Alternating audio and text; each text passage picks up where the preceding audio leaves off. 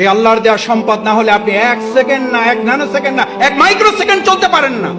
যিনি বলেন আমার আগামী মাস কিভাবে চলবে, আর আপনার 1 সেকেন্ড কিভাবে চলবে আপনি বুঝেন না? যে কার্বন ডাই অক্সাইডটা ছেড়েছেন আর যে অক্সিজেনটা গ্রহণ করবেন, এটা যদি এখন অনুমোদন না হয়, কত টাকা বিল পরিশোধ করেছেন এই অক্সিজেনের জন্য? অনলাইনে না অ্যানালগে জমা দেন? কোন অ্যাকাউন্টে জমা দেন? এটা কোন অ্যাকাউন্টে? এত কি ভাবেন ভবিষ্যৎ? ভবিষ্যৎ কি? ভবিষ্যৎ তো অক্সিজেন।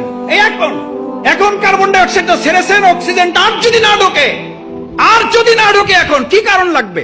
পৃথিবীর সমস্ত ডাক্তার একমত হয়ে গেছে, হার্ট অ্যাটাক করে কোনো লোক মারা যায় না, মারা যাওয়ার কারণে হার্ট অ্যাটাক করেছে।